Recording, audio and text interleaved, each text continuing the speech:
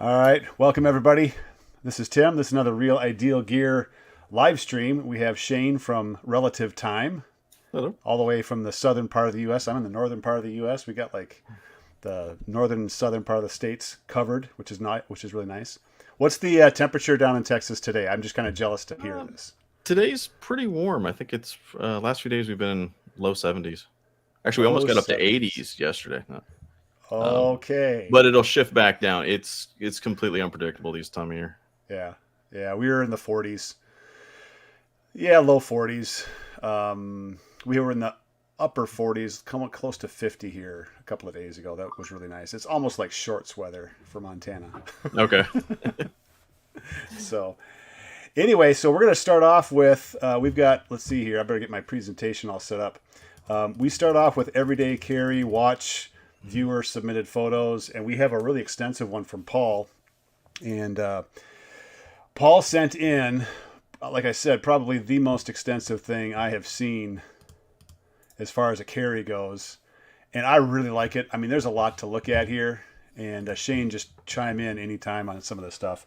And he Okay. also gave me some descriptions of just the specifics of this. I think I can call out most of this. Um, but we'll start off with kind of the knives and the flashlights and all that. So he has a couple of knives in here. He has a Spyderco military knife. Now, I'm not a Spyderco fan. Shane, are you a Spyderco fan? Kinda. I mean, I know a little bit about knives, but I'm not fully into knives. But I actually do have one Spyderco, and Okay. one of their, I think it was like a cheaper off brand of theirs called Bird that they Okay. had for a while. Yeah, I just have a hard time with that hole, the thumb hole, whatever that is for Yeah. deploying the knife. Like I need a thumb stud or something a little bit more external. I don't know. There's Yeah. people that are flicking knives open all kinds of different ways. I Yeah. am not That's one the of one I those usually types. have with me as Yeah, a Hogue. But yeah. All right, Deech, thanks for joining us. Yeah, anytime, Deech, send it in, realidealgear@gmail.com. We do it once a month, so appreciate you joining in. So, yeah, so the Spyderco, that's one. Swiss Army knife. Have you ever had a Swiss Army knife? long time ago. I haven't had one in a while. Okay, so I was in that same camp. I was as a kid. Remember the little compact, the tiny Yeah. ones? I had a bunch of those, and I never really got. I had one big multi-tool. I just couldn't carry it. Obviously, it had Mhm. like I was like junior high. It had like 50 different tools on there, so it wasn't something you stuck in your pocket. And I never used one until last year, and now I am hooked on them. So Hmm. I think you kind of have to revisit those, Shane. Yeah, maybe. Yeah, I mean, I kind of went Leatherman route and sort of stopped. Yeah. And the Skeletal is kind of the nice size for me, where it's just thin enough and easy enough to carry. Yep. Yep. I had I was a Gerber guy and I did Gerbers for Mm. a while and I usually had it on a belt. I just had a hard time putting those in my pocket because I just have other stuff, keys and stuff in there Mm. too. So hey, there's Paul. Hey Paul, this is your carry, buddy. And there's what you don't need. Thanks for joining, guys.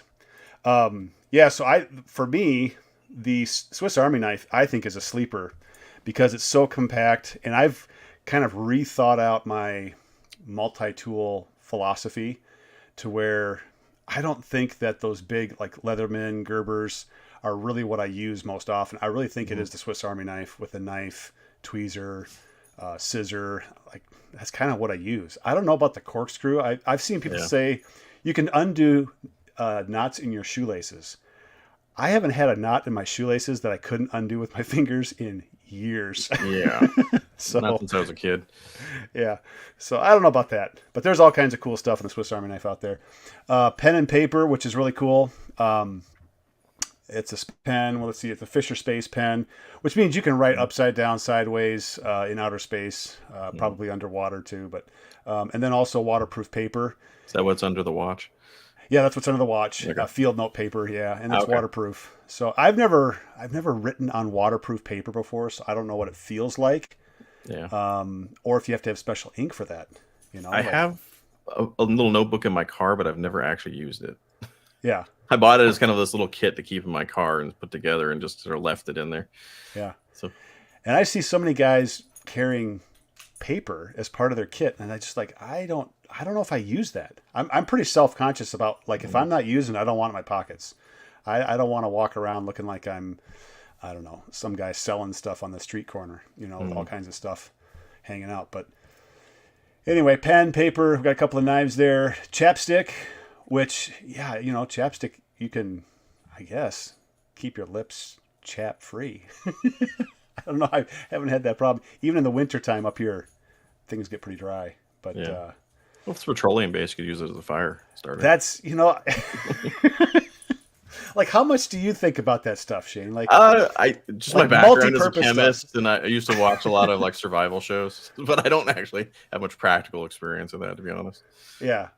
No, and for me, it's like, okay, you can start a fire with lip balm, but I'd prefer to do it with a cigarette lighter or something, a Bic lighter. Got keys over there, which is great. The flashlight. Okay, so I'm into flashlights now, and I'm looking to my right, and I've got about 20 flashlights. I'm doing a video on that because I've just slowly collected. This is one of those things where you get a flashlight, you use it a while, put it in the drawer, and it's like, oh, there's not a cool flashlight. Get another one, put it in the drawer. And I pulled them all out. It's like, oh, I have a problem here. I've got way too many flashlights. But at the same time, it's a wide variety. So that's a Surefire EDC EDC L2T. And what I don't know is on the finger loop. That's just one thing I'm not sure how to, because you get one good grip. I mean, it's a forward pointing grip with the flashlight. But I don't know about the other parts, the other grips. So... and here's Paul. He's gonna chime in on what he's got here. So the oh, okay, all right. Take notes throughout the day. I think this is one of those things like sometimes you don't realize you might need it until you have it. Yeah. Or you don't realize you don't need it and you really don't need it. It's you just kind of give it a shot. Yeah, so the pen, I was looking at the light, and I have a knife that's similar like that, but that was for duty carry. And I was just holding it, and I was like, man, there's only one way I can hold it. It's a dagger, basically. It's a self-defense dagger for cops. But there's only one way to hold it. I guess there's two ways to hold it, but I don't like holding it with my pinky through that hole. I want my index finger through that hole because you have the strongest finger in your hand is your index finger. So anyway, I don't know. But it's a Surefire flashlight. It's got great output, very dependable.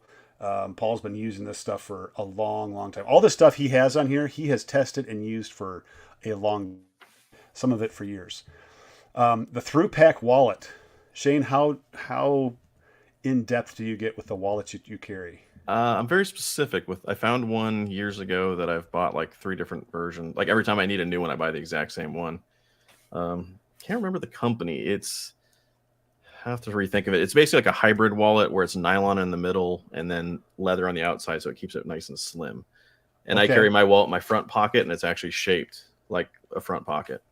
It is. Yeah. Do you get the wear mark on your front pocket because it's there all the time? No. Okay.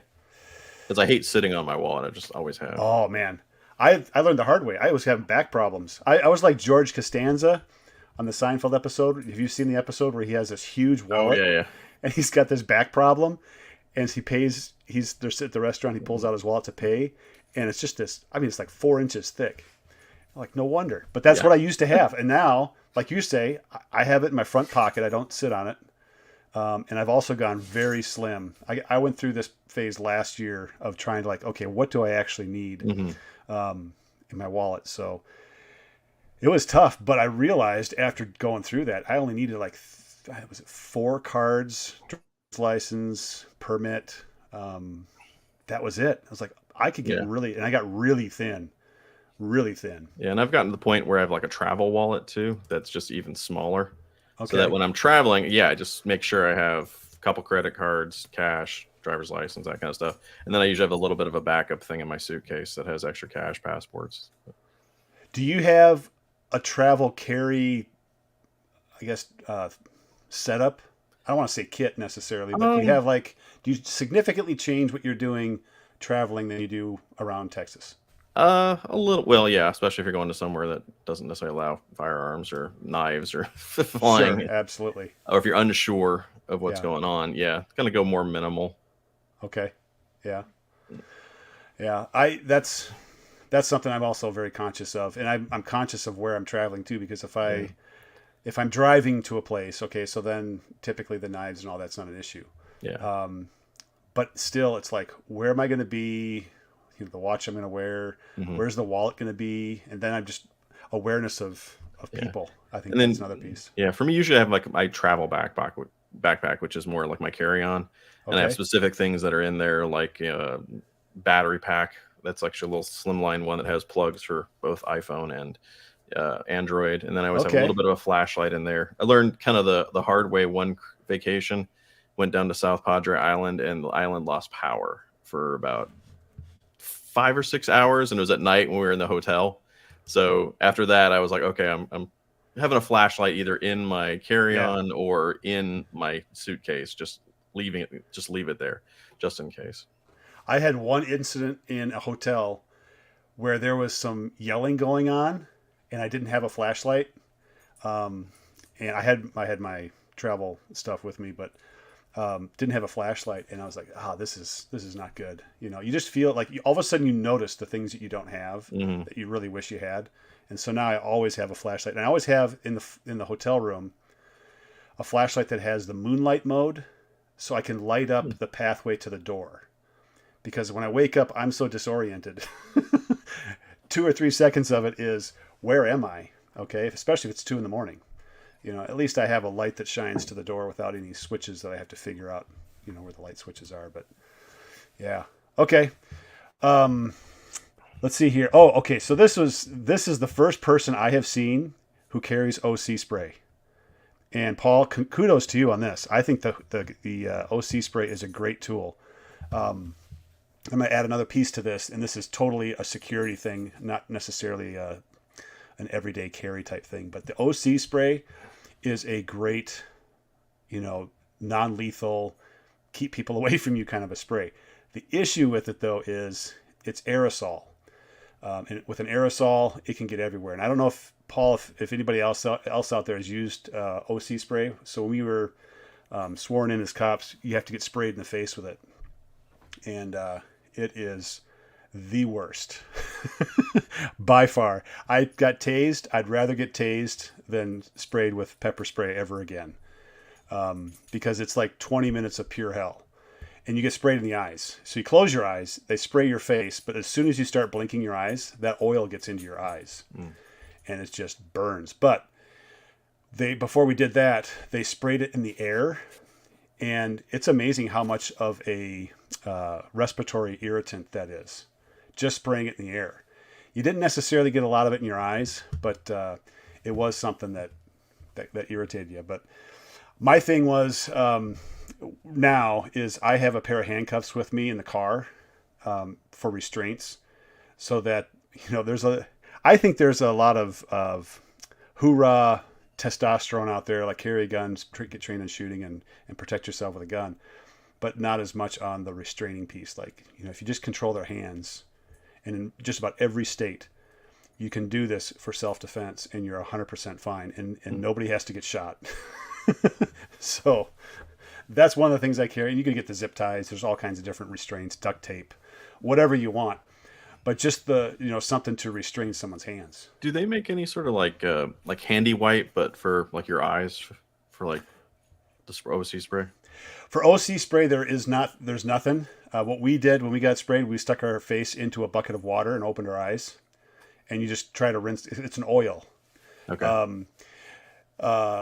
What is the stuff the military uses? It's now I can't think of it, but there's another type of spray, and they use that in the military, and there's actually an antidote for it, so it gets rid of the symptoms a lot faster. But something versus aerosol. So this is the recommendation I have for people out there for OC sprays. Get the gel. The gel means you don't have to breathe in the same spray. And there's different versions out there with the gel. So if you find the gel, I think it's golden. Plus, you can get a stream, and so it's actually more precise where you spray it, and you can really coat someone in the face if you want. So, but that's the first time I've ever seen OC spray as a carry. I know women tend to carry it more often than men, but for men to carry it, I think it's a great idea because it's a non-lethal. Okay, you have an option. You don't have to just pull out your gun or a knife. So, all right, let's see what else. The OC spray. Does he have the? Oh, he had a quote. I love this. It's the spot between harsh words and a gun. That is right on the money, if you ask me. That is right on the money. All right. What else? We got the phone. want to do the guns and the watch last. Is there anything else am I missing up there? I don't think so. Let's go to the gun. All right. Yeah. So for the carry, we have a Glock 48. And I got to ask Paul this question just to verify this. Oh, POM brand. Let's see here. Paul's giving us the input. Okay. All right. Yeah, so that's just, yeah. I mean, Paul's already thinking of that idea when it comes down to how to use the OC spray. So, Paul, I got a question for you just to verify this because I'm really familiar with Glocks. But it looks like you had the milled slide here and you moved the rear sight to the front, which I've never seen that done before. But I think it's genius, and I'm sure it's out there. I just, I don't watch a ton of videos on this. But when it comes to putting an optic on, this is one way to not crowd the rear optic or get the optic too close up to where the action is. But I don't know. I like the setup really, really nice. I think it's an interesting setup. I've never seen this before. Yeah. And I really like it. And I do have a couple of Glocks that don't have the plate to mount on, so you have to get it milled. And I might consider doing something like this. So, and I think that's, you can use the rear sight as a backup in case the battery goes out. Yep. Yeah. So those are co-witness. So you see the front sight, how tall it is. So he's got a set of co-witness sights on there. Yeah. And he says it protects the optic better. Okay. All right. Yeah. Right. And so for me, I'm kind of switching over to red dots because I've got tired eyes, like reader glasses eyes. And so when I hold my gun out there, the front sight is blurry now. And it's taken about 3 or 4 years to get to that point. The rear sight's been blurry for a while. Now the front sight's blurry. Yeah, I'm getting there. So yeah. Do you wear glasses when you're shooting then too? Yeah. Okay. All right. I actually just got my first prescription for progressives. So I'm getting there. I tried those and I couldn't do it. Yeah. I couldn't do it. I had the regular, it's just plain glasses and then the reading glasses underneath. And I just could not, I don't know. I've tried them on for a few. These are just my regular single vision ones and I'm having a hard time adjusting. So I might just say, forget it and go back to regular ones. Yeah. Yeah. It's a different feeling. My brain was actually, I don't know. I just had a hard time using it. I don't like, because the periphery, like everything's blurry and it's just like. Yeah. At least with reading glasses, I can like tip down and I can see exactly what I want to see when I need it. I just, I don't know. There's something about that. But the red dot though is a game changer for guys like us. I mean, that red dot for whatever reason just stays more sharp in front of you, and it's super easy. Plus, then if you have the distance sight vision, I can see distance fine. Then all of that is kind of ready to go. But putting two things together that are blurry. I'm getting too old for this. Was that Danny or what's his name? Glover? Was it Danny Glover? Lethal Weapon. I'm getting too old for this. So, the other gun is a Smith & Wesson, and it's a 442. Yeah, and I think this is a 357. So this is a really compact carry. And I have basically two things I carry. I carry an ultra compact, which is a pocket carry, like in my pocket kind of carry. And then I have on the hip, whatever, inside, outside. I don't like the inside the waistband stuff. You got to find the right holster for that. Yeah, and the right physique. The summertime I'm fine with it, but the wintertime it's not workable. So, it's a 38 special. Okay. I swear that looked like 357 rounds, but either way, 357 and 38. 38s can be shot through for 357. But anyway, pocket carry. Yeah, that's like if you want to go full on concealed, I think this is the way to go. And from the law enforcement perspective, we talk about this a lot because we look at pockets and you say, okay, well, it's rectangular in shape. It must be a cell phone. No, that's the way these holsters are made. They're made to make a pocket profile or a print that is phone shaped of sorts. So that's one thing we had to get used to as far as like, just do not assume, never assume. And that's baseline law enforcement. Yeah. What caliber is that for your pocket carry? 380. Okay. Yep. Yeah. I think you need to go that small just to keep it thin, Mm-hmm. and it's lower power because that I have a hard time holding on to such a small gun. Like my hands fit around it. I can empathize with like Shaquille O'Neal and some stuff he has to grab onto because he has such a big mitt. And when I grab onto that little, it's a Ruger LCP. And when I Okay. grab onto it, it's like my fingers are coming all the way around and touching my thumb. It's like it's just too small. Usually I grab onto something and I'm not touching my fingers on my hand. I don't know. It's kind of hard to describe, but it just feels weird. So that is the ultimate carry. I use it for very specific circumstances. Otherwise, I'm always carrying on the hip and I'll just wear a shirt over it. And in Montana and some other states, I'm sure Texas is this way too. People just get used to seeing people carrying guns anyway. More here, So, yeah. yeah. So if you put a Dallas, shirt over it, but Texas as a whole, yeah. yeah, yeah. So, all right. Those are the two firearms. All right, now let's get to the watches because we're going to move a bit from this into our show. So Paul has a couple of watches here, and he has obviously two distinct things going on. One is his kind of nice watch, the watch he wears for nicer occasions, but he does wear it out and about. So it's not just a kind of a dress watch, but it's the Omega Seamaster. And Shane, where are you at with Omega? Like, what do you think of Omega? I like them.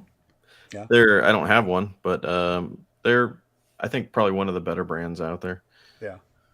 Yeah. Especially if you're not wanting to spend a ton. I mean, they're still expensive, but not wanting to go like Rolex or even higher. But that's good. Yeah. Yeah. Yeah. This is one I've had my eye on. The Seamaster, of course. There's the Speedy, right? Is that the Mhm. is that the one I'm thinking of? Yeah, those are the two big ones. That and the Aquaterra. Yeah, and the Aquaterra. I have a hard time with the hands on the Seamaster, which is why I like the Aquaterra, but I love the Seamaster design. Yeah. And the reason I have a hard time with the hands on the Seamaster is the lume in the low light and dark situations. Because you have just these small ends to your minute hand and hour hand. Yeah, not much surface area. And again, reading glasses, when I'm looking at it, it's like, is that a triangle or is that a square? Yeah, and there's the Planet Ocean, which is a little bit different design. I can't remember what the hands look like on that one, though. Okay. It's a little bit more aqua. It's kind of a mix between, I think, Aquaterra and the Seamaster. And if I remember the Aquaterra, that has fully loomed or white hands, if I remember. Is that right? Is the Aquaterra, they don't have the skeleton hands, do they? No, it doesn't. Yeah. At least I don't think so. Maybe it's one model in the past. I mean, they've been making them for a while. Yeah. Yeah. Oh, yeah, the Bond ones. Yeah. That's so true. I have a question for you on that one, Shane. Yeah. I sent you the questions ahead of time, like influences, but we'll get to that in a second.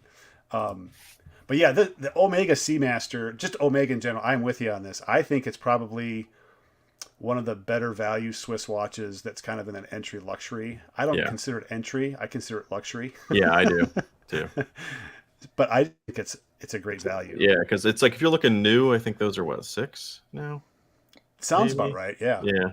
To me, like 3,000 is kind of where luxury starts, and I'm usually kind of below that. But and this is the kind of the thing, not just watches, but some like even cars. Like when you go and look at a finely engineered, manufactured car, a used car of that model or of that type is still a really good car. A used watch like this is engineered so well. It's a really good watch. Yeah.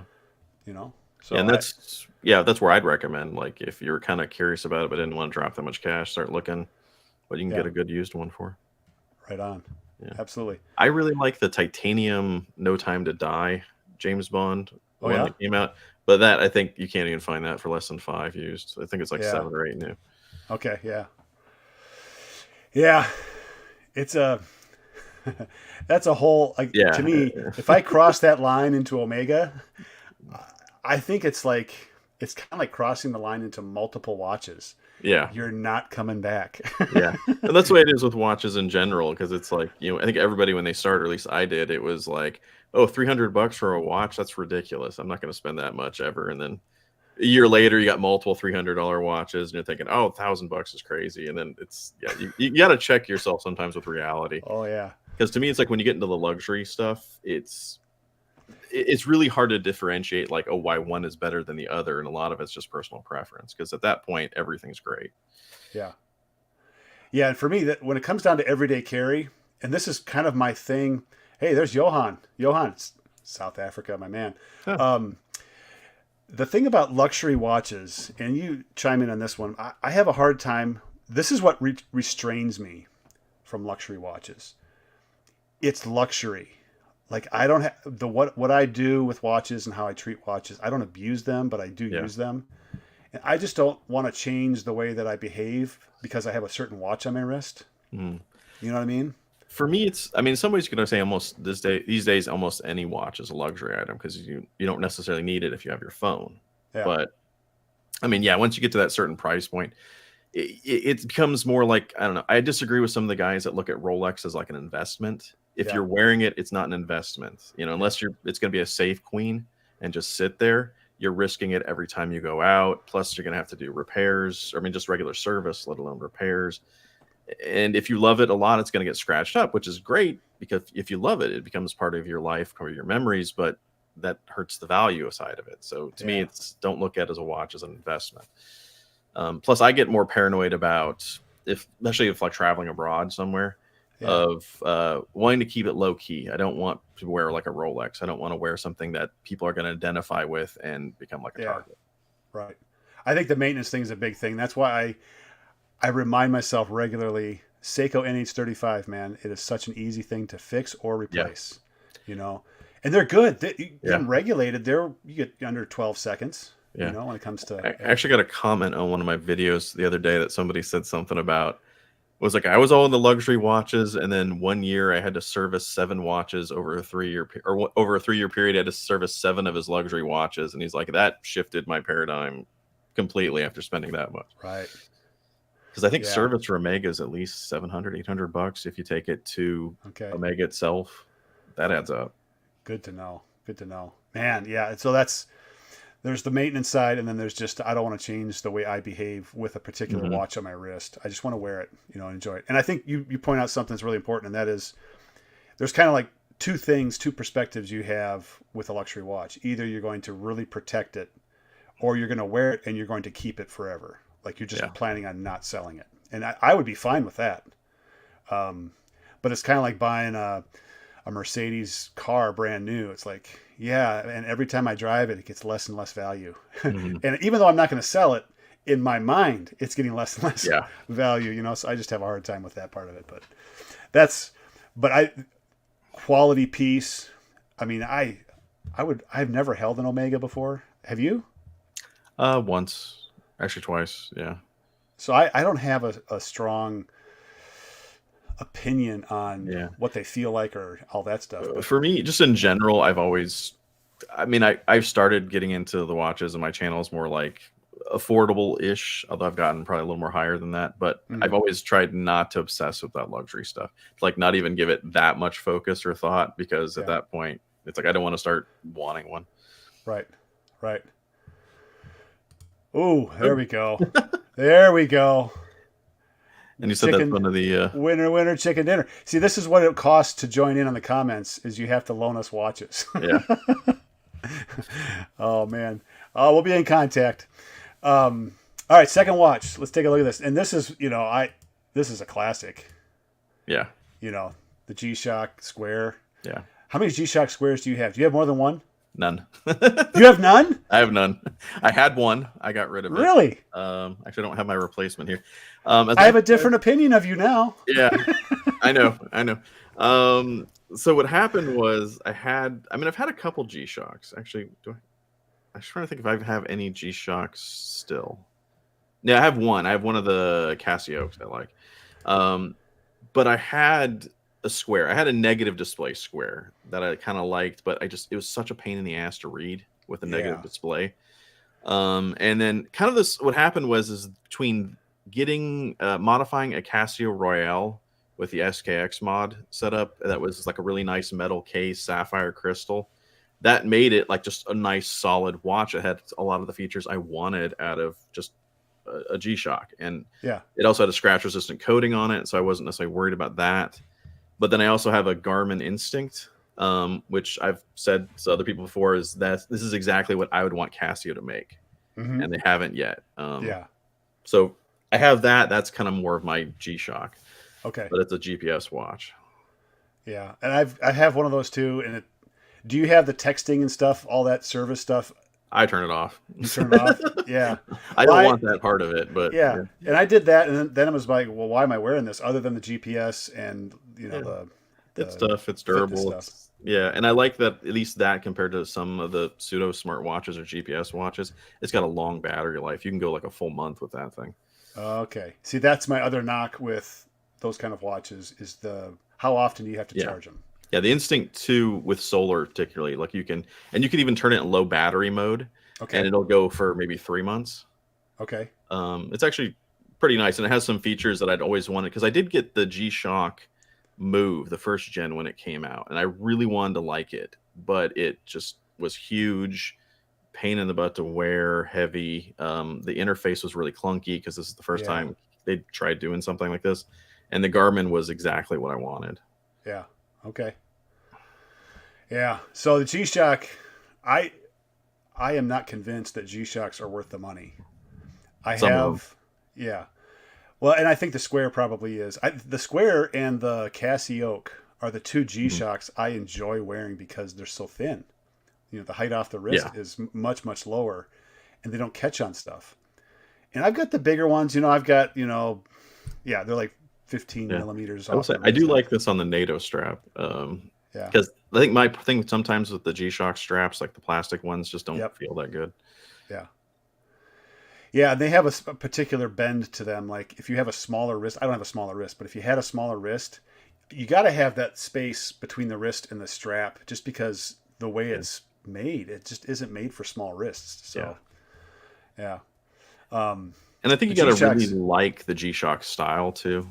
Yeah. Like the Square is one thing, but when you get into like the other ones, it's like kind of a whole different thing. Yeah. So this is the G-Shock. I call it the Grunt. Let's see here. Let's turn this light on. Like Mudmaster. It's the GD 350. Okay. Okay. And I shouldn't say a lot. A number of the military guys I've talked with like this watch. And I've seen a lot of it on YouTube and stuff like that. So I got one. And I really like it. And it's that you kind of get that Arnold Schwarzenegger feel when you wear it. Okay. Even though I'm nowhere near that. But it's big. I mean, you just know, anytime you have long sleeve shirts, jackets, anything like that, it's a battle, Yeah. And then you get a G-Shock Square or the Casio, and it's a non-issue. And the G-Shock Square I think this is the 5000 or is it the 5600 or something? I think so. I can't remember. Is it Bluetooth? No, it doesn't have Bluetooth. No, it doesn't have Bluetooth. Yeah, it's one. So the one I have is I know it's the 5610, and it has the atomic timekeeping and tough solar, and it is the most maintenance-free watch next to my Pathfinder. I'm a huge Pathfinder. I think the Pathfinder, the ProTrek Pathfinder triple sensor, is the if I had to have one watch for all situations, that's the one. Yeah. Let's see here. Oops, I picked the wrong one. DW 5600. Okay, yeah. So this is close. I think this is the model closest to the original as well. Yeah. That came out in 1980, whatever it was, 83. So, but yeah, I like the G-Shock Square. All right, what are you wearing today, Shane? What you got on? Let's see. Zelos Spearfish, yeah. All right. I was actually having a hard, since I knew we were going to talk dive watches, I had a hard time figuring out what watch to pick. I was like, should I wear this one? Should I wear that one? And I was like, I went with this one because it's kind of like, has pretty much everything I could want in a watch. Yeah. So there's a good example of that. That's a high beat movement too, right? Yeah, it's got that's one of the unique things about it. It's the LJP. Don't ask me to say the name. It's like a French name. Yeah. G100 movement, which is kind of like this super Miyota 9015. So it's got the high beat movement, but it's got like a 62 or 68 hour power reserve. Which is really rare in this price range to find something like that. I got stuck on this watch, and I just did a review on this, or it came out, it's just published here recently, but it's a Glycine Sport Watch vacuum watch. Have you heard of that? Not that one. Yeah. So anyway, this is a 1960s, a vintage watch. Okay. They made this watch from the 60s to the early 1970. I contacted the company which is now I forget the name of the company. Invicta. But I contacted the company, and the grandson of the inventor of the vacuum sealed watch, replied back, and he gave me all kinds of good information. Really interesting, because this guy, his name was Hans Klingenberg, got the patent for this in 1960, and then he opened up his own company, and then he made this vacuum case for Glycine, Croton, Waltham, Fortis, a handful of companies. I'm like, this is a significant number of companies. Yeah. And you go online, you look them up, and you see them on there. It's really kind of an interesting little deal. But the engineering behind it, the vacuum part of it is, there's like 250 pounds of pressure, of atmospheric pressure, holding the case back, holding the watch together, basically. So any parts that you might have loose, if you evacuate the air, there's 250 pounds of constant pressure all the way around the watch, holding it together. So I found that to be pretty interesting. And it's, it's smart engineering. Yeah, it is. And then the quartz watch came into play and just, tanked. Killed everything. Changed everything. It was all quartz after that in the 1970s, mid-70s, whenever that really took hold. But so that's what I'm wearing. It's a 35 automatic, 35 millimeter, and it's, I don't know, it's just kind of a neat little watch. Right before you got on, I was like, oh, I should probably wear a dive watch, and then you got on, it's like, oh, it just left my brain. So, all right, questions. All right, you ready? Sure. All right, so for everybody out there watching, I contacted Shane. I said, you know what? You're one of the guys I watch for dive watches. It's always been that way. Maybe it's luck of the draw, Shane. I don't know. But I think you do a good job with dive watches. Yeah. So some things I think just to kind of get the conversation started, getting back to kind of the original, because I think we build up our idea of watch collecting and our idea of why we choose dive watches from the very beginning. So what got you into wearing watches on a regular basis? Well, I mean, I kind of grew up with it. At that age, growing up in the 80s and the 90s, it's just, you had a watch. And then for a little while, I actually didn't wear one, and then just sort of fell back into it and fell back into watching some YouTube reviews when I was trying to look for a new good watch, and then just kind of went crazy that way. Yeah.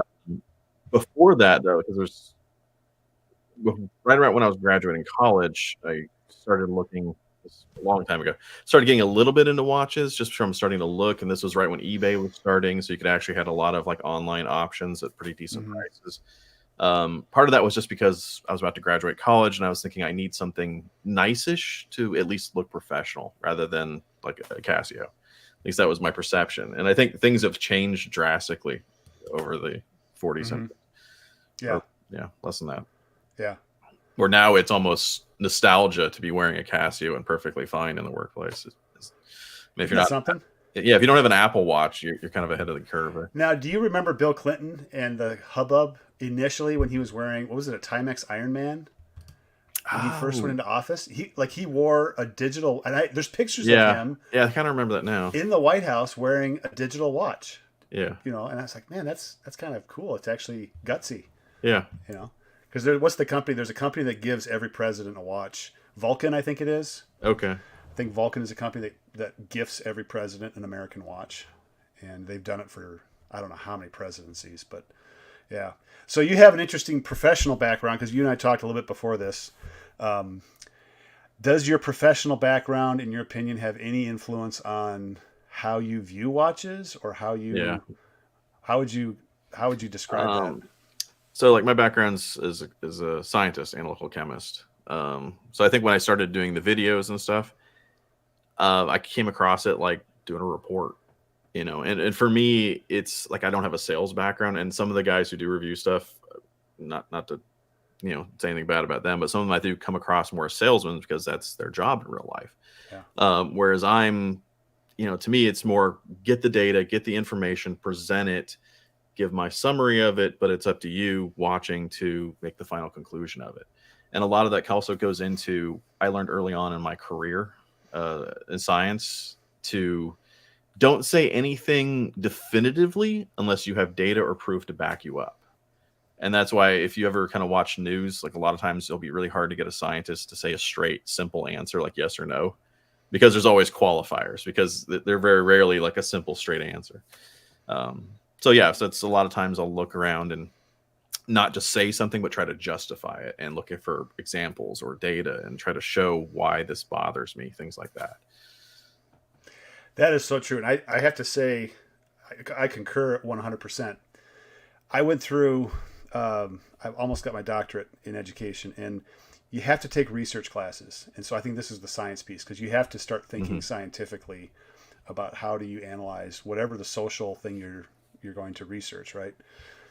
And so I contrast that with some of the stuff that you hear on YouTube when it comes to reviews. And it doesn't have to be just watches; it's any review. And people are throwing kind of whatever they want out there in a way that's not necessarily irresponsible, but it's just not fully informed. Or like, you might want to spend a little more time on that, because they may say something like, "I clearly know that that's not right." Yeah, I mean, that's one of my pet peeves too. Is like you don't hear it too often, but like when Shinola was making more of the news, it was kind of a favorite thing to, kind of pick a shit on, so to speak, of like, but it'd be long rants about what's wrong with the brand and the company, even though they've never actually held one of their watches.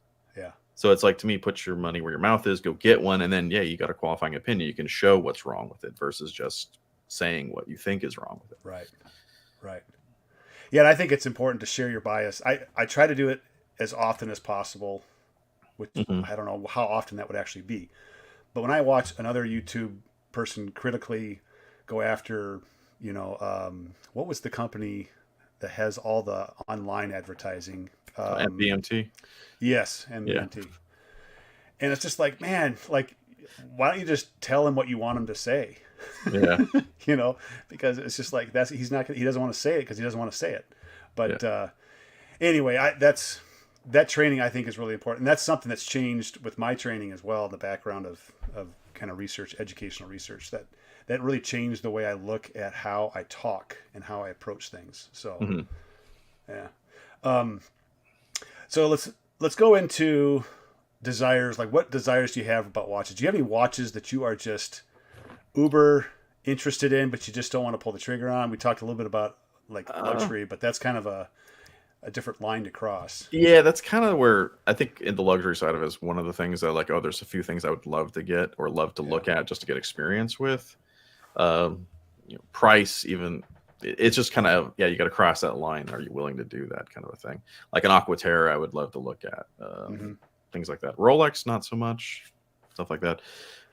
More affordable things, not really. I mean, nothing that's really kind of comes to mind. It's at this point, after 5-6 years of the channel, it's like I've actually kind of got to a point where I've gotten most of the things that initially when I started, there were watches like, I always wanted an Alpinist, and then they killed the Alpinist, and then they brought it back. But, I've got one at this point. Yeah. So at that point, those kind of watches I've eventually got. So what about multiple watches? So obviously as a YouTube host, you have multiple watches. What brought you to, prior to doing that, what brought you to having more than one watch? Like, how did you justify 2 watches, 3 watches, 15 watches? And I know I saw the video. Okay, there's no hiding the fact that you have dozens. Hundreds. So what does Shane do about that? How did you get there? I mean, I don't necessarily justify it. I don't necessarily recommend having that many. That's just part of that is just from doing the channel. If I didn't have the channel, I wouldn't necessarily have that many. But yeah, there's a line. It's kind of like a thing, like you don't need it. It's more like want. It's kind of like you get into it as a hobby, and that's sort of the justification of it. In fact, I do remember a lot of times, I haven't had it happen in a while. Every once in a while I'd get a comment from someone looking at, like, they're not a watch collector, they're not an enthusiast into it, but they're, like, they leave a comment like, why would you ever need more than one watch? And it's like, it's kind of the point of the channel. Like I leave a smart ass comment sometimes about like The Big Lebowski is one of my favorite movies. So I just put a line, I just reply back. I'm like, obviously you're not a golfer. If you ever remember the movie, which I did have one person reply back to me very, it was like one of the few times they replied back to that comment was like, how dare you assume that I don't know how to play golf? Oh man, the thin skin out there. Yeah.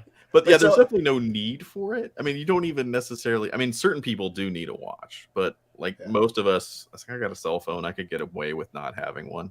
Yeah. It's more I just enjoy it and I like it and want to do it, and it keeps me out of trouble. So for me, I remember crossing the line. This was just over a year ago, and this is kind of like a testimonial. Like, hi, my name's Tim, and I have a watch problem, and but I do remember that because it was like, okay, so I've got my triple sensor Pathfinder, which I've had one of those since the mid '90s. So it's been that's been my go-to watch forever. Why am I getting this other watch? And it's like, it's cool, yeah, it's cool, but it was also like, I was looking for something that wasn't just a black Casio outdoor watch. I wanted something that would go down the path of, hey, this is, a dressier or a more metal looking watch, I guess. I think that's how a lot of it starts. It's like, oh, I want a well-rounded collection. It's like I have my tool watch, I should have a dress watch, and then I should have a dive watch, and then it just sort of goes from there.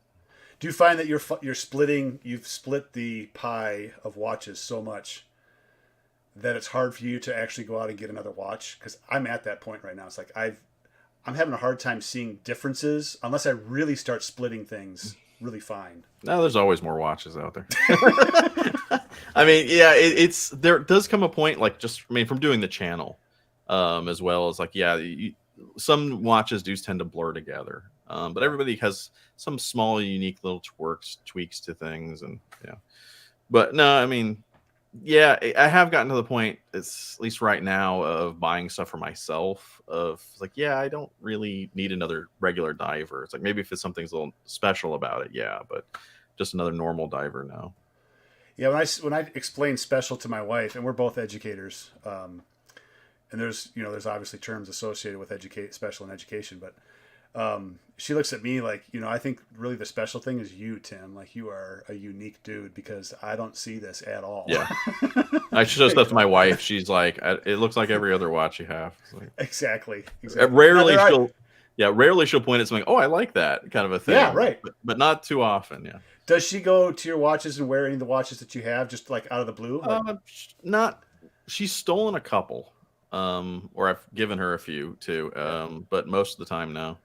Okay. Because most of the time she's just wearing her sort of Garmin or a Fitbit. I can't remember. No, she's got a Garmin, and that's the watch she likes.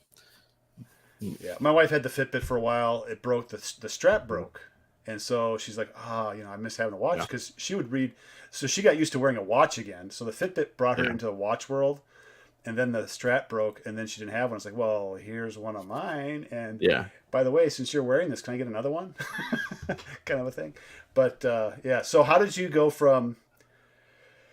Well, what was the thing that got you into dive watches? Let's start getting into dive watches now. Like, how did you get the first dive watch, or? Okay, so first dive watch, I think it was like this when I really started getting back into watches. So I think like when I was in college, I got 2 watches and had those for like a decade. Wore the heck out of them. And then when I started getting into it, I think the second or third watch I bought, was a dive watch. And it was just, I don't know, part of it may have been YouTube influence, as everybody's reviewing dive watches and looking at dive watches and thinking like, oh yeah, I should have something that has a better water resistance. And I do sort of dive. I am open water certification. My wife used to like to, when we were on vacation, go dive. I've kind of a love-hate relationship with diving itself, to be honest with you. But I thought, that was kind of part of the justification too. It was like, oh yeah, I should get like a decent dive watch. And at the time, it was either choosing between Citizen or the Seiko SKX, and I kind of went the Citizen route just to be a little bit different. Leave it up to a chemistry analyst to be a little bit different. Yeah, it's like everybody's got a Seiko. I'm gonna go with the Citizen. I'm with you on that though. I have I think it was the, what do they call it? It's the pufferfish, not the pufferfish. I can't remember the name of it now. But it's the one that has the crown on the other side, and I think they still make them now. I think they disappeared for a while and then they brought them back. I have one Seiko. Okay, that's it. Yeah, I don't know Seiko just doesn't speak to me. It depends on the Seiko. For me, the cool Seikos, the ones I really like and I'm gonna hold on to, are the ones that have the special dials. Right. Because nobody does dials kind of like Seiko. No. And you have a really nice one you've talked about quite a bit, the Marine Master. Yeah, the Mirror Master reduced. Yeah, Yeah. Yeah, that really the Glacier is. one. Yeah. I could see that. That one I can see that. So um so dive watches, do you have a criteria now that when you look at a dive watch, uh, these are the ones I don't like? Because there's probably a lot more that you Yeah, like versus the ones you don't like. yeah, What is it that you don't like about certain dive watches that would be yeah. off the list? Somebody just named it the Fugu. Yeah, that's what the Citizen's called now. Yeah. Okay.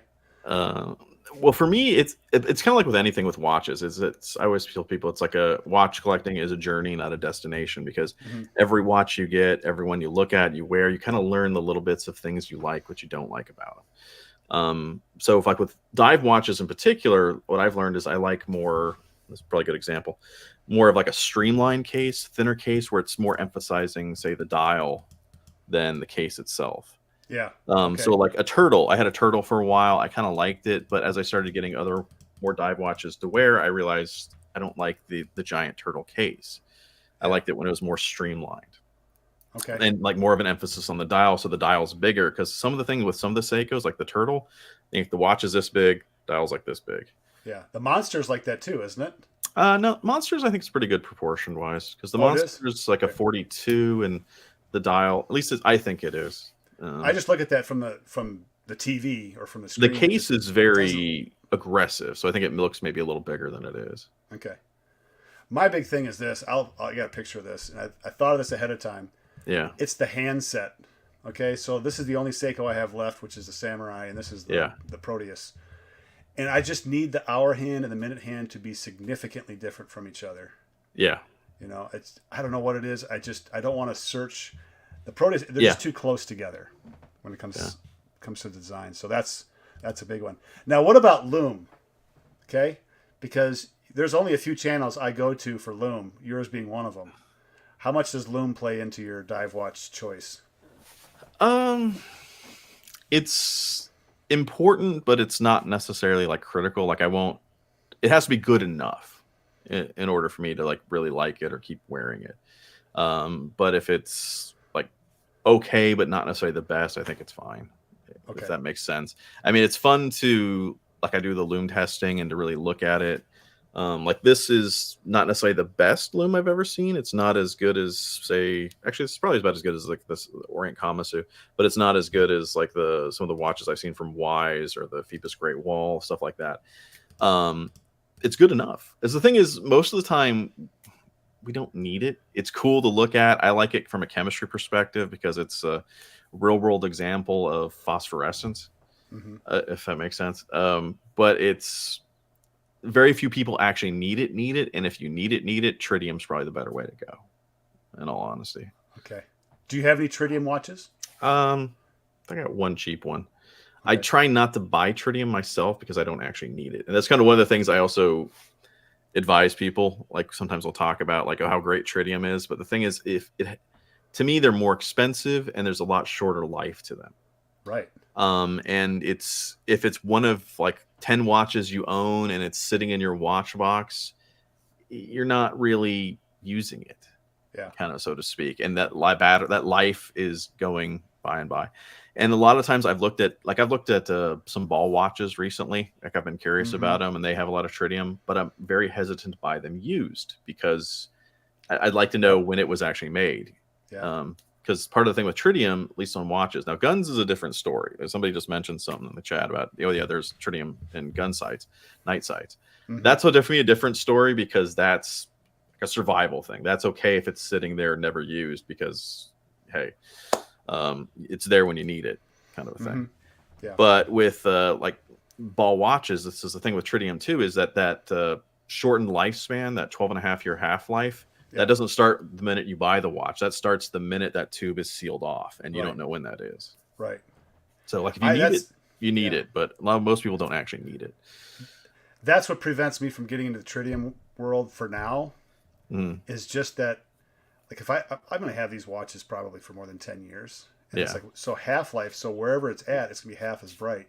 yeah, You know, and if you don't get the, it's a T100s, I think, are the bigger tubes yeah, versus the T25s. yeah. And Um, that's maybe the way to go for longer term because after 12 and a half years, that's now a T100 is now basically a T50.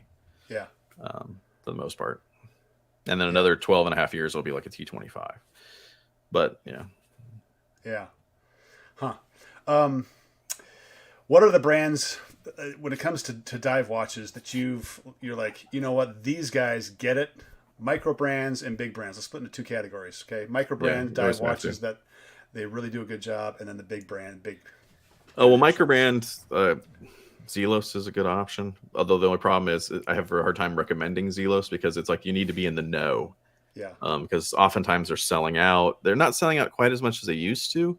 But again, it's kind of like a brand you need to be in the know about. Because if you don't know about it, you're not paying attention to the releases, you'll never get one. Yeah. Revelot is kind of a good affordable brand. They've come out with some really cool stuff lately that just seem to be down to earth, decent prices, kind of things like that. Phoebus is great at times. It depends on the design. I think they've gone through this weird growth area where like initially Phoebus was doing like homage watches, and they started doing some slightly different semi-original stuff, and then they've gone into more original designs, which in some ways is good, but they're kind of hit or miss in depending on if you're actually going to like them or not. Right. But usually they're pretty solid, well made. The only thing that's kind of missing on a lot of the Phoebus watches is like an on-the-fly adjustable clasp, which would be nice. Although a lot of brands aren't doing that. Some are. I think that is a hook for me. Like, there's a few hooks that get me in. The on-the-fly adjustable clasp is a big hook. Yeah, once you try it, like, and try a good one, like the Zelos has a really good one. Yeah, especially if you're like, for me, my wrist swells up so much in the Texas humid hot summer. It's a need, really. Yeah. What kind of is it internal, or is it internal button, or is it external side? Kind of an buttons? internal. I don't know if I'll be able to show that. Kind of an internal little slot. Sure. Okay. Yeah, like a little thing there. Yeah. Yeah. Let me see here. Where'd it go? Yeah, the best one is, in terms of micro brand, I found is the Jack Mason. It's it's not quite Rolex like, but it's pretty similar where it's like you just pop it up and move it back and forth. But it's a really nice slim clasp too. I like those. That's kind of a Rolex thing, isn't it? Where you just pop it and move it. A few other people have gone into that too. The nice thing about the Jack Mason one is, it's just this really nice, thin, slim clasp. Yeah, and they're not. Those tend to be slim. This one is AliExpress special, but it's got the buttons on the side. I don't know if there it is right there. Yeah. That's what. Now the only thing I like about this is I can access it from the outside. I don't have to take the watch off. Yeah. Okay, that's it. Otherwise, it's too chunky. It's the design itself just needs to be engineered better. Jack Mason is a Texas micro brand. Yeah. They're based out of Dallas here. Yeah. What about the big brands? In some ways, I gotta say Seiko, but at the same time, it's like they need to get their act together. Yeah. That's in terms of like quality control stuff. It's like they know how to do a dive watch. Yeah. They just need to make sure everything's lined up when they do it. Citizen knows what they're doing. Citizen actually has some of the best loom out there, but a lot of people don't know it just because everybody's more focused on Seiko. I mean, everybody can do a good diver, but I mean, those are the two main ones for like just good tool watches. And then you get into, I don't know, pretty much everybody else. I've never tried a Hamilton. Supposedly the Tissot's T-Stars are nice. I like my Oris. That's a lot more expensive. It seems like dive watches, they get typecast. Certain companies are known for dive watches. Yeah. I have heard virtually nothing about Hamilton dive watches, but they make good watches. Yeah. They have good movements. I mean, it's a good company. So it's almost like they get typecast into that. Citizen, maybe like the Pilot or the battery powered chronograph, that kind of thing is what I vision them as. And Seiko, definitely the dive watch company. Yeah. And I think a lot of that also with like micro brands, because so many micro brands start off or primarily do dive watches too. Yeah. And that's just because they're the most popular type of watch around. It's just kind of the SUV of the watch world. You can use it for just about anything. It may not, other than diving, it may not do everything else the best, but it does it good enough. Are there any brands that you think are right now top of the game? Like, this is a company, and it may not just be dive watches. They may have started out with a dive watch, but they're doing some other stuff that's just, boy, every time they come out with something, it is really well done. Wise watches out of Thailand. Yeah. Everything they've sent me has been highly impressive. Yeah. Like they're nailing it. I don't know. It was kind of surprising. Like Yeah. everything from the presentation box, the quality, the finish, the loom is just amazing on it.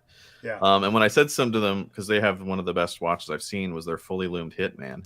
And I Yeah. can't remember the owner's name, but I said something to him, and he just kind of blew it off, like, "Oh, you just need to know what you're doing. It's not a big deal." I was like, yeah. And then yeah, that's probably one of the few that are like just completely blowing it out of the water. Now, are you comfortable saying which is the watch that has the best loom, or do you maintain the kings of loom as I don't want to pick one of them above the other? Well, originally I did it that way was Yeah. because it's so hard, at least from the way I was testing it, to say definitively like this one's better than this one. Like the Great Wall was the first one I found that I Right. called the King of Loom, and then I think my Orient Star Diver was just almost as good. I think if maybe the dial was a little bit better than the Phoebus, but the hands weren't quite as good, so it was still like close enough that I couldn't necessarily just say it. Um, and it's kind of kept on like that until that Wise Hitman, and Yeah. that somehow has just blown all the others away. Like obviously, like, no way to argue against it. So Yeah. The Signum Cuda for me, I got it. I got the orange one because Mhm.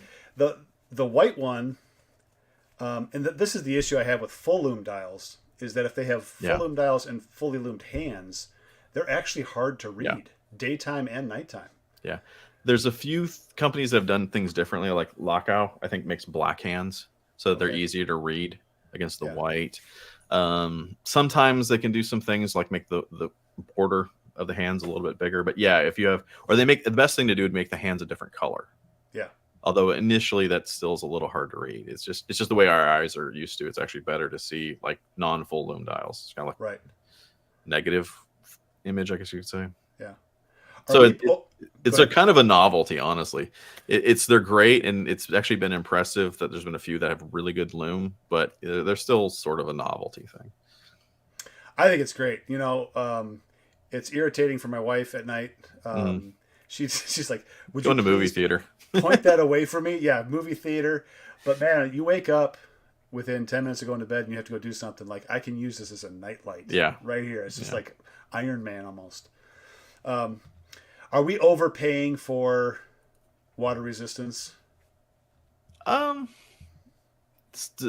yes and no, I would say.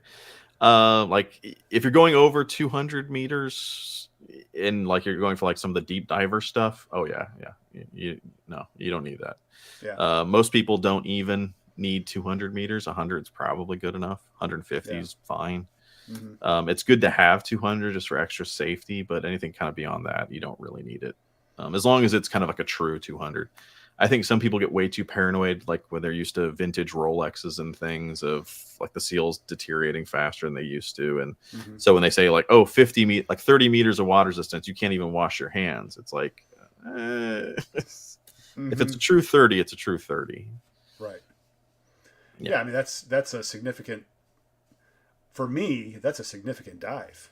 Yeah. I mean, my eardrums would be exploding at Yeah. that point. I mean, I think open water certificate, you're not even supposed to go below, I think it's like 90 or 100 feet. Okay. So, All right. Good and to then know. anything beyond that, you're supposed to have more specialty training. So it's like most people, yeah, they don't need it. So, what would you say to a YouTube host who's probably talking to you right now that justifies water resistance as something that, as I wear my watch above water and bounce it around, banging around, all that kind of stuff, I'm actually buying more insurance when I do go in the water for swimming Yeah. because of the Yeah. abuse you have above the water line. I wouldn't necessarily, the abuse probably isn't like you're whacking it around, you're smacking it, it just shocks. I don't think it's going to affect it too much, but it's Okay. more the seals will deteriorate over time. Okay. And that's one reason some people say don't ever shower with your watch, which I don't. I've never showered with a watch. To me, it's kind of weird to take a shower with a watch, but other people do it fine. But like the soap, the surfactants will actually eat away at the rubber. So in some ways, having higher water resistance is more insurance. Kind of in the long run, it takes longer for that to maybe reach a critical failure point. Hmm. But yeah, Yeah. Okay. yeah, I'm one of the weirdos that showers. I had yeah. when I go back to the Pro Trek. I wore it 24/7 months at a time. I just Like, never took it off. yeah, I have a hard time sleeping with a watch on. Really? Yeah, I put it on the nightstand just off there. Tell me more about this, Shane. What like Like I don't want to like have it on my wrist. It's you like don't? no, All not right. when I'm So it's just sleeping. kind of a tactile thing. Like you just don't want something Yeah, attached to you when you're. It just breaks your focus of sleep. yeah, All right. yeah. The odds of me diving anything, yeah. I mean, I have actually the video I just put out was my quirky or weird watches. One of the ones I have in there is a Zelos Abyss 3. They're Mhm. 3,000-meter diver. Yeah. 3,000 meters. It's like, no. It's good to know the watch will make it down that deep and come back. I'm not. I'm going to be dead. I still want to take one of these watches, put that on the end of a fishing line, go out to like Lake Yeah. Superior or some of these deep lakes in Montana. It's Lake Kalispell, several hundred feet deep, and just cast it in and see what happens. Yeah. You know, is it really? They get the pressure testing thing on YouTube. They have the portable pressure testing, which is cool too. But Yeah. I just want to see it in real. I want to put like a GoPro camera on it, you know, and just drop it all the way down to the bottom. See Yeah. it tick for a while or implode. Yeah. Exactly. Well, all right, bezel. Well, that's one of the last things on my list of like, what are your comments on bezels? What do you look for in bezels? Who does good bezel design, alignment, loom? If you know, Yeah. I mean, personally, I like loomed bezels. I look for more ceramic or sapphire just because they're scratch resistant than like the old school aluminum ones. Although old school aluminum, I think actually looks better. okay, But I like the extra scratch resistant. And sometimes you can get like, I think this is ceramic and it's got kind of a nice matte look to it. It's not too glossy. right, So that's kind of what I'm looking for. I prefer a fully loom bezel just because I think it looks cool. yeah, But do I need it? Probably not. But yeah, I prefer it look that way. okay, And the design of it that's going to be really subjective because there are minor different details between how some of the different companies do it, and I don't know, it just depends on your eyes and what you like. Like that looks good to me.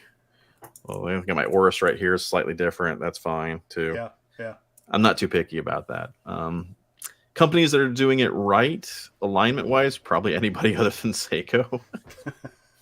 I mean, honestly, yeah. every once in a while I'll run into somebody that's like slightly off, but yeah, it's most of the time it's Seiko, and that's become the joke that's the way of telling it's an authentic Seiko is something's misaligned. Right. Exactly. I've had I've had one watch I know of, and I think there's two, but I know of one that did not have any loom whatsoever on the bezel, Yeah. and that to me it was just I need something to orient low light nighttime. Just give me something. Yeah. Like a dot. You know. And that's something I don't know if people actually care that much about it, but I keep saying it in reviews because it's important to me. Is I'll talk about like the design of the dial forms like a crosshair, because to me that helps orientate. Like when you're just kind of quickly glancing at it, Right. what's upright, and especially in lower lit conditions or at night, kind of thing. That's a good. So what do you? When you're talking about crosshairs, what are the things that give the dial a crosshair? Because I have in my mind a couple ideas. Yeah, But like- what do you like? What gives the orientation to you? Like the I don't know Phoebus. if you can see that or not. Okay, there. Yeah. Like the cardinal points, the 12, 3, and 9 are slightly fatter, slightly longer. Okay. So to me, that's kind of subconsciously I'm starting to see like a crosshair. Like actually, I got another one that was just sitting here, which is the newer Seiko Alpinist GMT. Uh-huh. I like the way they did this a little bit better. Where again, yeah, you have the numbers at the cardinal points, but then you also have everything on the outside is like a sharp arrow pointing in. So it's kind of just guiding your eyes right to the center. Do you like the crosshairs, the sector dial type look? I do, yeah. Yeah, I love the sector dial. And I think it's that's different, why. kind of classy. I think a lot of it, yeah. It's so organized when you look at the watch. Like you just can't help but know the quadrants. And that's my thing with like dress watches. I don't like clean, like just minimalist dress watches. Like I like to have a chapter ring, kind of just at least a chapter ring on the outer edges. I like, some Arabics, things like that, just to make it easier to read. Right. So do you view those? Do you view watches primary role?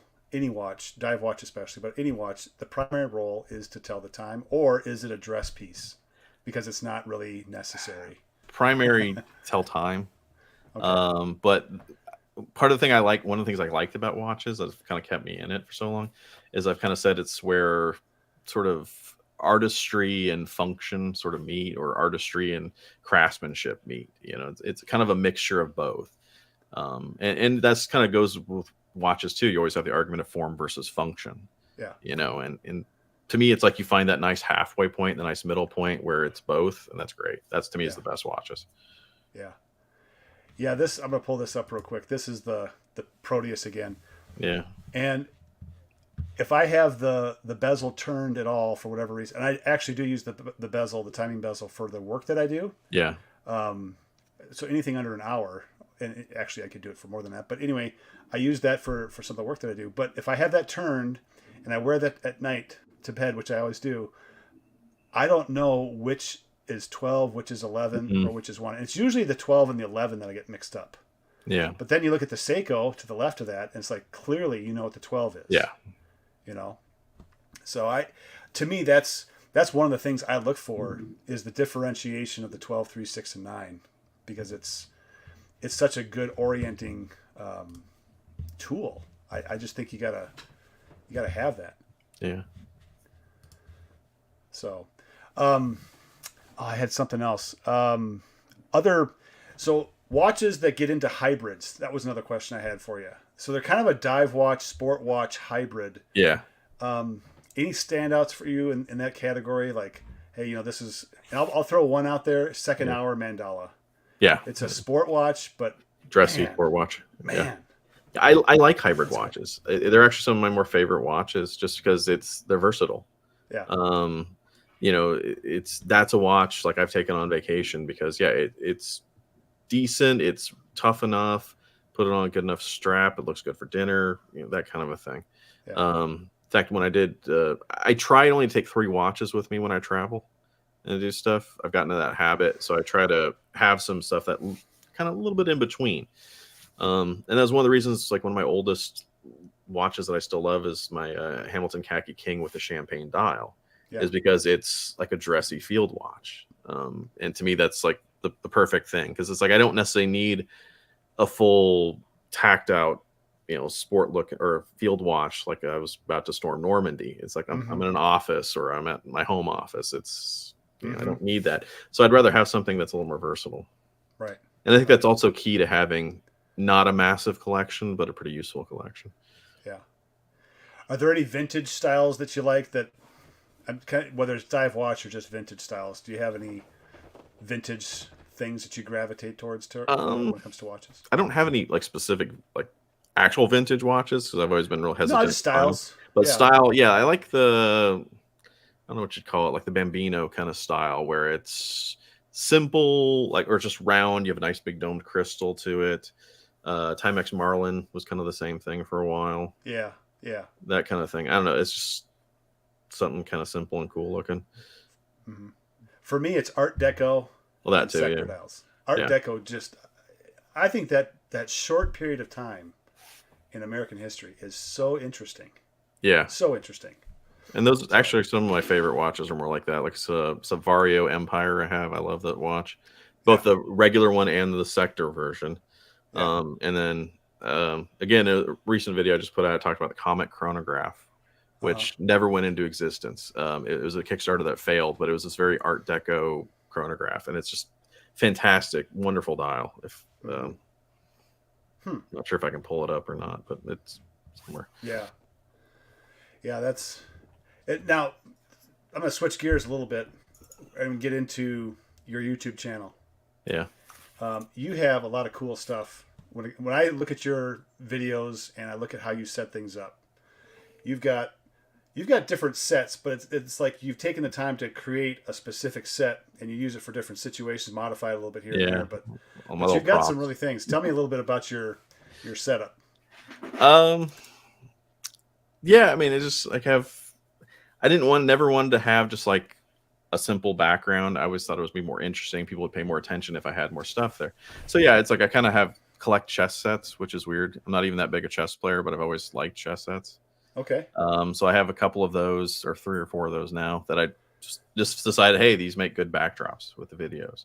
Okay. And then some of my more geekier hobbies, like some Star Wars stuff, Back to the Future, little DeLoreans in there every once in a Mhm. while. Just kind of little things that like I really like. That, yeah, I guess sort of a little bit of me that just kind of thrown in there. Do any of them have a story? Um, a few. I was trying to think. I mean, some of them are just stuff I've bought that I've sat on my shelf for years. Um, the one I think there's a mini lightsaber I have Mhm. in there that I was actually given as a wedding present from a Okay. friend who Yeah. was like, he's like, yeah, most wedding presents are for your wife, so I decided to buy this for you. Like, Yeah. So it's like, all true. right, So true. Yeah, I've got, and I haven't, I've kind of changed the way that I photograph. I don't have as much stuff intentionally in the background. I try to get it more around the watch, but I have one wire figurine that has a pair of handcuffs on it and uh, my high school graduation ring. And the wire figurine is a guy mowing a lawn because I've done that since I was like 10 years old. okay, And even when I was teaching, and actually my first administrative job, I was also doing the school district property, small K-8 school district here in Western Montana. But the handcuffs, law enforcement background. I have, my first degree was in law enforcement, and then 25 years later, I ended up, becoming a sworn reserve deputy. So it's kind of that. And then my high school graduation ring. I almost didn't graduate high school. huh. I don't know if you got any stories like that, but I was skipping. I was 18 Okay, my senior year, and guess what I was doing? I was calling myself in sick. And I'm from Minnesota, so we're going out to the lakes. yeah, My buddy and I, we'd be riding the car together to school, and it's like, you want to go to school today? Because he was 18 too. yeah, Nah, let's go to the lake. All right, let's go to the lake. And so I get a call from the office, like, hey, come down to the office. So I go down there, and they said, hey, you're one absence away from not graduating. And this mm, was it was like May. It was pretty close. And I yeah, was like, okay, I will be here every day because I am yeah, not coming back. yeah. So, yeah, I think that's something that I see a little bit of in the YouTube channel. So I'm kind of curious, like, what is that thing in the background? Why do they always go here? Or, just kind of those kind of Easter eggs, I guess, in the Yeah, background. yeah, and that's what most of my stuff is, and like some of it is stuff I've had for a while. There's stuff that's kind of on the prowl. If I'm looking around, like, oh, that's really cool. I buy that just to throw in the video because it's something I like, Yeah, and I think will look cool. yeah, yeah. It's opened my eyes to other things, like as far as backdrops. Like for me, I do quite a bit outside because I can't handle being inside that much for the photography side. I try to get outside and Yeah, utilize what's out there. So, sunlight is better for showing off the watches too. yeah, For yeah, that, I yeah. mean, I used to Especially. do for a little while. I tried to do all my intros and outros like outside. Mm-hmm. Um, Kind of hard to do. Just to find like it takes a lot more time to find the right time to go do it. Yeah. Texas here, it's always windy. That was a pain in the butt to do it, and it is weird to film yourself in public. It's really hard to do. Like, I can go in my backyard no problem and get like a wrist shot, but like Mm-hmm. going to the park just to like walk around talking to a camera, I still look like a lunatic. Mm-hmm. Yeah. Yeah. Let's see here. There was a question I had. Oh, this one so we both share the joy of having dozens of watches. Mm. Now, has that ever caused any strife, any kind of stress, any kind of conversations, or has it always been kind of smooth sailing for you? Like For spousal. me, yeah, spousal, but it could also be internal, like in your mind. It's like, oh man, I really am not handling this particular thing very well, or I don't know. No. Well, part for me, my excuse has always been like I started the YouTube channel earlier, about the same time I really started getting into watches. I had a few already, but then as things have grown, it's been for the YouTube channel. So I always have the excuse when a watch comes in, and it's like, oh, a company sent it to me. Mm-hmm. And this point, she just stops questioning. Like if I'm wearing a different watch, if something she likes, she'll ask about it, but a lot of times she won't. So as long as I've kind of not taking over my life completely, it's just like a small section of it, I think it's all fine. Do you have watches strewn in places just out, or do you have it pretty Yeah. well organized? Yeah. I have probably 5 in this room just laying here because there's stuff I was just writing a review on. Some of the stuff I'm like frequently wearing. A lot of my stuff is kind of in a watch box in my closet, and then a lot of my other watches that are more like channel watches that I don't wear as often. I have like a Mm-hmm. couple watch boxes that are behind me when I film. Okay. So yeah, it's disorganized. It could be better, but Yeah. Yeah. For me, I've got whatever I'm reviewing, and if it's like a multiple watch review, it gets really bad. I don't have yeah, a lot of space to spread out in the space where I do the filming, the in yeah, house type stuff, which is another reason why I like to get outside and just yeah. I can do a whole bunch. Do you do like a series of shots with each of watches because you like the setup? I'm going to set this up. Maybe it's slightly different, but you kind of go through and do a series. Yeah, I do batches. Yeah. I've kind of gotten the habit of doing that, and I still wonder if people notice or not Mm-hmm. that I'm doing. Because yeah, it's like sometimes the reviews will get spread out. But I usually have like 4 or 5 watches, and it'll be almost the exact same setup. I'll just move the watch because if Yeah. I'm going to the trouble to set it up, Right. and if I have a bunch of stuff to review, it's quicker to do it that way. Yeah. Especially with all the B-roll I do, and now I have like a little slider that moves the camera and turns it. So if I'm setting that up, it's a whole lot easier to like just move the watch, put the different one down, and hit record again. So yeah, I do that, and I'm hoping people don't get too bored or start noticing like it's the exact same thing between video to video. Yeah. So down to the nitty gritty here, we're running out of time. But photography equipment, like, do you find yourself as interested in the different photography equipment as you are the different kinds of watches, or do you have kind of your setup and I'm good with this and I'm going to go with this for a while? A little bit of both. I mean, it's yeah, it's kind of when I get to a point of being comfortable. Like I've got at this point, like every once in a while, I'll be looking for a way to improve. For the longest time, like, okay, I need a new light. I want to make this a little bit better. I got a little slider. I got another better light, kind of a thing. And then I want a better macro lens or a real macro lens because I think initially I had the kit lens of the camera I bought, Mm-hmm. and I was using, can't remember what it's called. It's like a little extender thing that converts a regular lens to a macro lens. But then I want the real macro lens, and then that camera wasn't quite doing it, so I bought another camera to use differently because I have a Panasonic camera, which is great for a lot of things.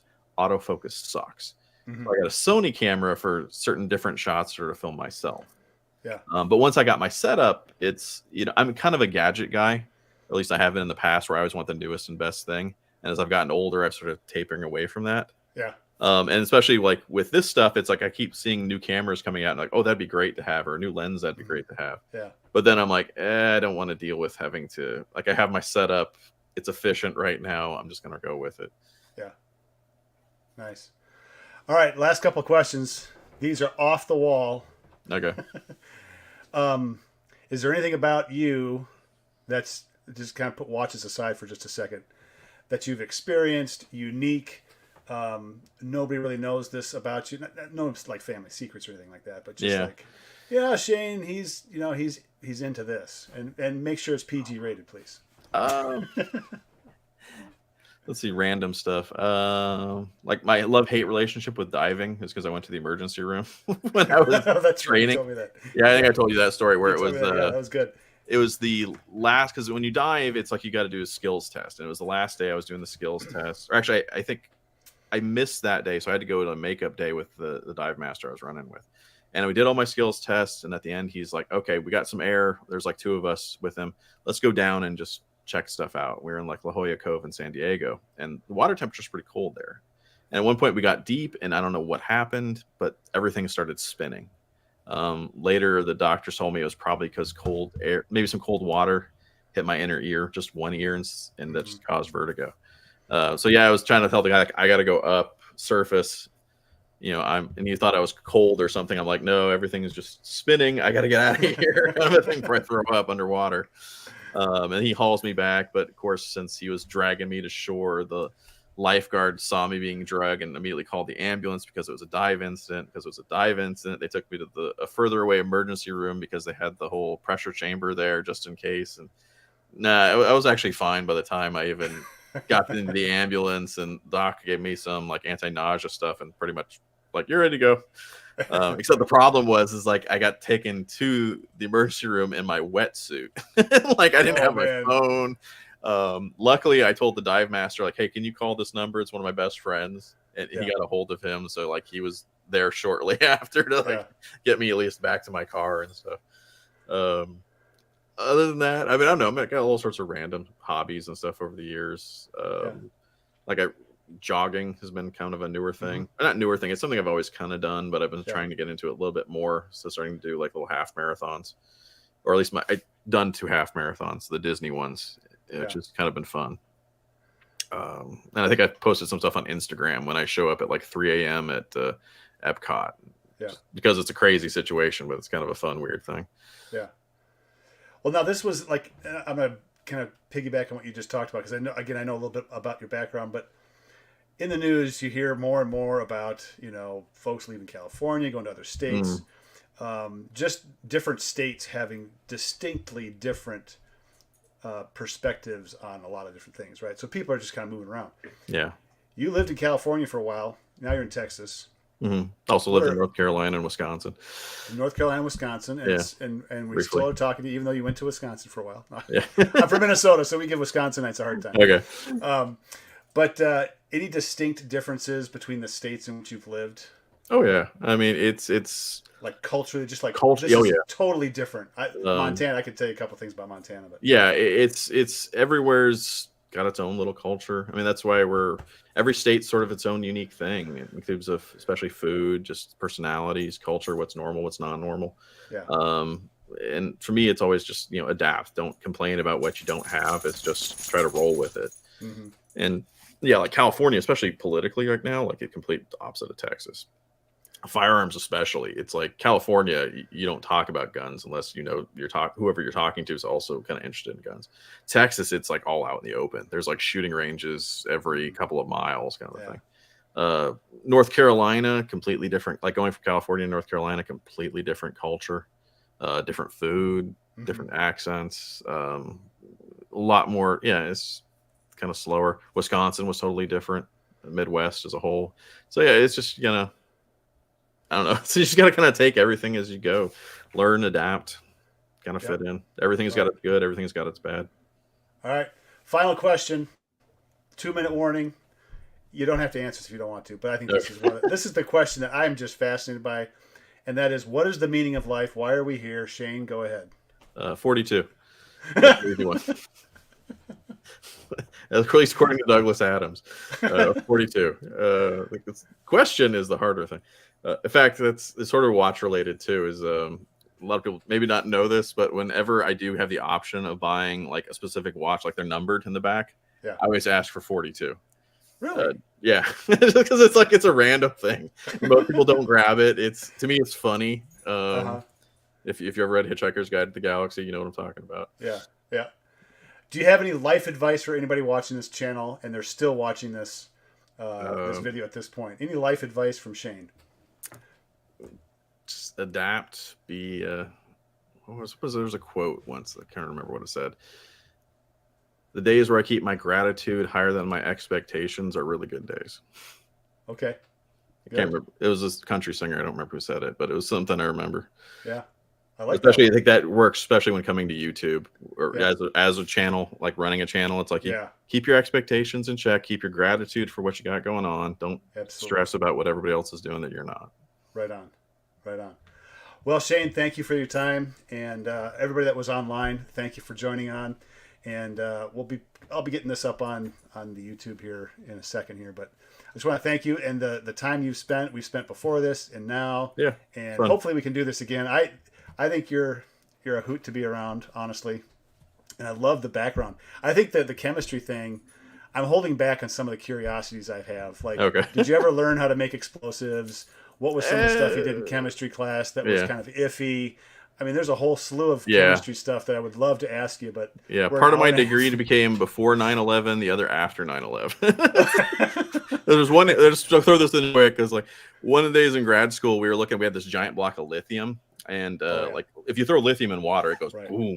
Yeah. And we were joking like, oh, there's that big fountain out there. We should take it and just like throw it in there because we're getting rid of stuff. And this was just after 9/11. We all stopped for a second. We're like, maybe not a good idea. No. You'll have a bigger response than you ever could imagine. Year ago, too. Yeah, we joke, prank, but no, not now. Yeah. All right. Well, again, thank you for your time, and let's stay in touch. And hopefully we can do this again and talk another topic and add a few more life things in there. I think that's a well-rounded approach. So you take care. Thank you. And I'll be around. I'll be watching your videos. See you, everybody. See ya. Thank you.